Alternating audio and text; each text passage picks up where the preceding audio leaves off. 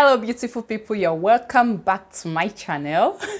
If you are new here, my name is Abimbola. Thank you so much for tuning in, and if you are a returning subscriber, you guys know how I feel about you already. Thank you so much for coming back again.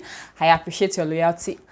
I do not ever take it for granted. If you are a revisiting guest on this channel, which means you have not yet subscribed, but you have been watching my videos, please do the needful. Please, guys, please. Hit that red subscribe button. It's completely free. You don't have to pay anything for it. Just click the red subscribe button and you're part of this beautiful family. Yeah, guys, so today I'll be sharing with us what I've learned so far in my 1 year of motherhood. I know some of you may be thinking, oh, she's just 1 year into the business and she's already sharing things. What does she know already? What does she think? What does she think, or what did she think she knows? Oh God, English is so hard. What does she know? What's she thinking? But literally, I thought to share, and I'm going to share. Nothing's gonna stop me. Yeah. Without wasting too much time, let's dive right into this video. Yeah, guys. So the very first thing I'll be starting with is this: mother's intuition. See, that thing is so critical, but it is something that a lot of people take for granted.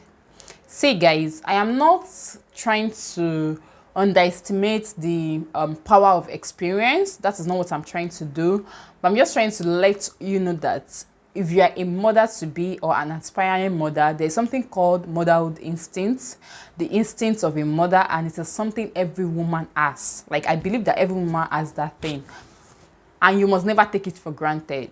See, after having your baby, a lot of people are going to come and tell you several things about the baby. Like, people will give you different counsels, different advices, what they think, what they perceive that you should do. But you must never ever disobey whatever your guts is telling you. Whatever your mind is telling you is what you should go for as far as your baby is concerned. I know the grandmas will come with their wealth of experience, sharing and telling you what you should use for this, what you should do for that. If your mind does not agree with it, please do not disobey. Just do whatsoever your mind agrees with, because the truth is nobody can mother your child as well as you will do. Nobody can mother your child as much as you would do for that child. So it is important that you listen to whatever your intuition is telling you about your child. It is very, very, very important.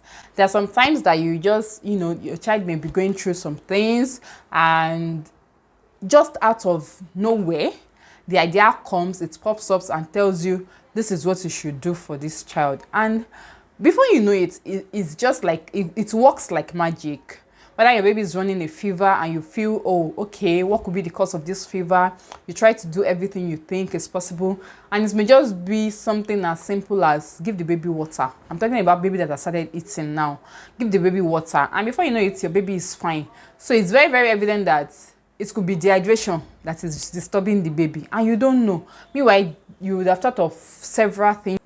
Meanwhile, all the baby needed was just water to ease off the dehydration and make the baby feel relaxed. That's just an example. So, yeah, motherhood intuition is very, very key. It's very, very important. If you notice anything off about your baby, instead of, talking to somebody about it, why not first think about it, talk to God about it, pray about it, make your decision, and follow whatever your mind tells you. Yeah, and that, I think that's going to lead me to my next point, that whatever it is that is concerning your baby, before you bring in external people, before you talk to external people about it, you must, it's important for you to first consult God, talk to God about it first of all. Then consult your pediatrician, your health personnel is very, very important, because sometimes matters that are not so serious, people will escalate it for you. Like, it's not something so serious, it's not something that needs unnecessary attention, but out of your naivety, out of your ignorance, talking to a lot of people about it may just cause you to start panicking based on their conclusions, and before you know, you take the wrong wrong steps, you do the wrong things that may affect you and your baby at the end of the day. I'm not totally discarding the fact that it is important for you to listen to people who had done this business ahead of you. Guys, this point is going to be like a controversial one, but this is totally my opinion, and that's a disclaimer I'm putting out there. Everything I'm saying in this video, it is based on my opinion. And if you feel that yours is contradictory to mine, feel free to, film your own video and talk about it, or post what you think about it. But this is totally and 100% my opinion. And the fact and the truth is, two people are responsible for bringing a child into this world. But we cannot throw away the fact that the mother is mostly responsible for that child. Like, I understand that both the father and the mother are responsible to help that child grow and develop properly, but a lot of that responsibility lies on the mother. I think it is natural. I think that is how it is meant to be. Yeah, I think that is how it is meant to be, because let me give you an example. Nobody taught me how to beat a baby, but somehow I figured it out. The first time my husband beat our baby, it wasn't funny for him. It was very weird. He found it very, very awkward. He did it anyways, but it did not come as natural to him like it came to me. Do you understand? So I feel that as much as it is important that both the father and the mother are involved in the growth and the development of that child, the responsibility still lies mostly on the woman. And the reason why I'm saying this is to tell you that you should brace yourself. Like, if you are a mother-to-be or an aspiring mother, you should brace yourself up, because this really affected me a whole lot. I did not brace myself up for that responsibility that was coming. Not that I did not expect that I was going to have a child and I was going to be the mother of that child. That is not what I'm talking about. But my expectations and my thoughts were that we are both the parents of the child, so we are meant to divide responsibilities equally when it comes to our home and our baby. Do you understand? So I felt that, I'm not supposed to tell you this. I felt that I was not supposed to tell my husband that do this before he does it. I just expected him to figure it out and get things done, which really caused some kind of discomfort in our relationship. It affected our relationship to some extent until we now had to sit down and talk about it. You understand? Okay, let me give you an example. You can imagine my husband is with our baby. The baby is crying for food, and I just expected that you should go to where his food is. Where his food is, go there, make food for him and prepare the food for him and give him food to eat. But it's so annoying that sometimes he calls me to tell me that baby is hungry, and I'm like, the baby is hungry, the baby is with you. You're meant to feed the baby. You understand? So I just expected that he should be able to figure some of these things out. But it's not like if I told him that, okay, make food for the baby, it's not like he will not make it. That is not the point. But the point is, I assumed that he was supposed to figure it out. So as a woman, you must brace yourself up for the responsibility. We cannot shy away from that fact that the woman has the largest responsibility, and the woman has to learn to cope and deal with this. And to make it easier for you, just talk to your partner. Communicate with your partner what you expect, what you want.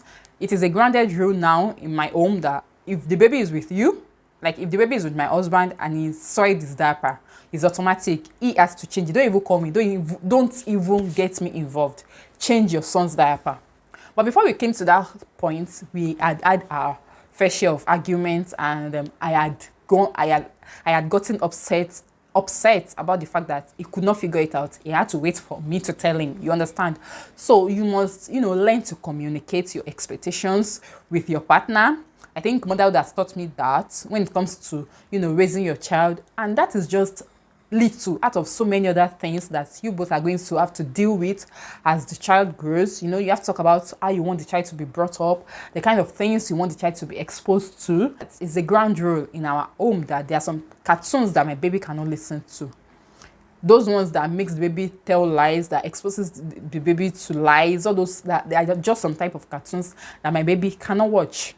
And I've told my husband, this is the reason why I feel that he should not watch this cartoon.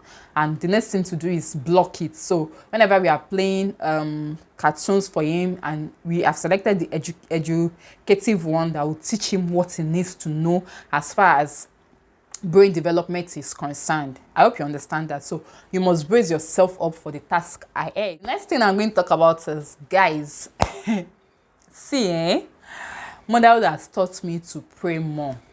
Like, I don't know, it's not like my prayer life was bad before I became a mother, but I just realized that this guy, like this child God has given to me, I have a responsibility over that child. And as long as that child is dependent on me, I am liable to protect that child as much as I can. So it has taught me to pray more. I've learned to pray for my child. Like, even ahead of myself, I pray for the boy. Like, there's just some very important prayer points that I have listed out, and I make sure that I pray it into his life, not just for the present, but for the future. You know, growing up, I used to see my mom wake up in the middle of the night to pray, to study the scriptures, pray for us, and I was like, why would anybody sacrifice her sleep? Why would anybody sacrifice her sleep, for crying out loud?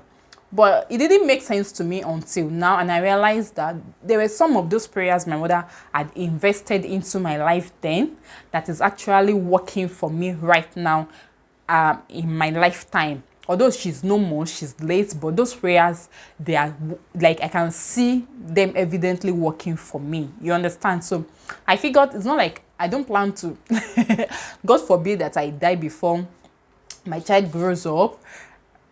I trust God for long life and in good health, but it is important that you sow some important seeds into the life of your child in the place of prayer.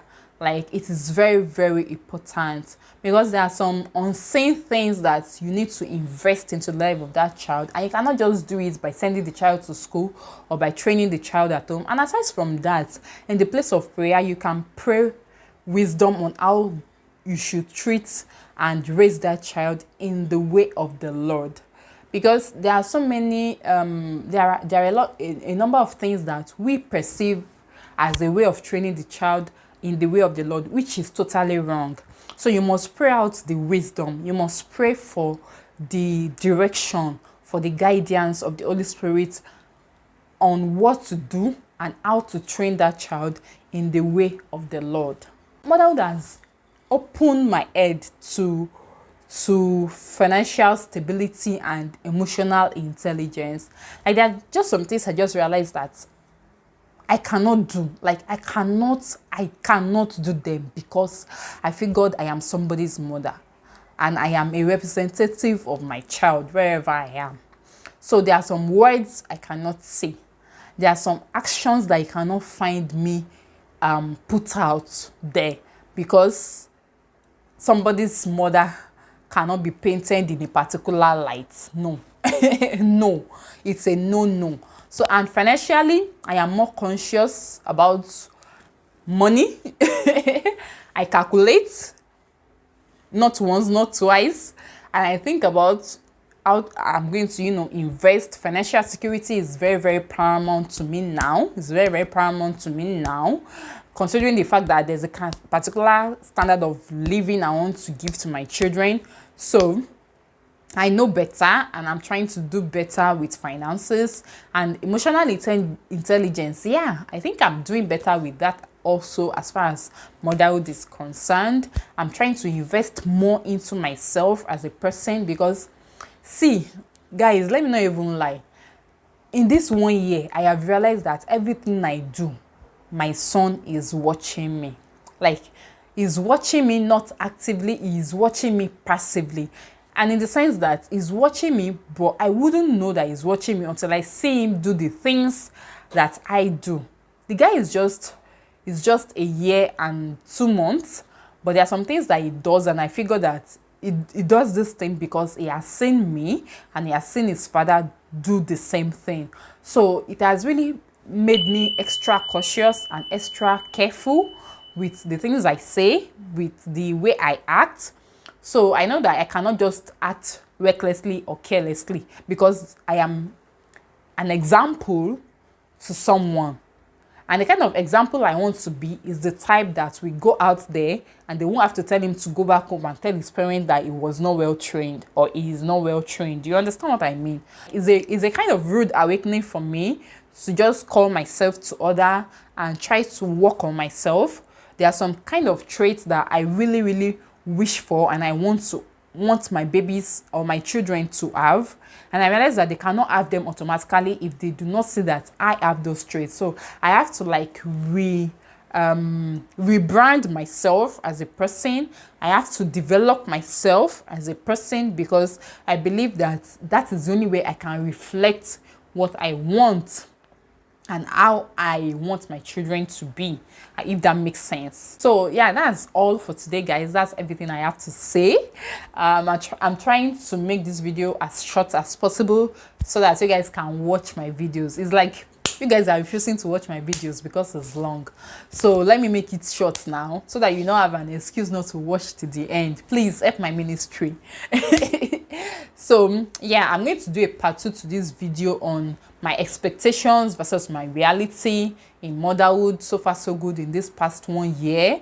I'm going to make a video about that and it should come out very soon. I hope you enjoy watching this video. If you do, hit the like button. Please drop your comment, drop your thoughts down below. Are there things that you have changed about yourself as a result of the fact that you became a mother?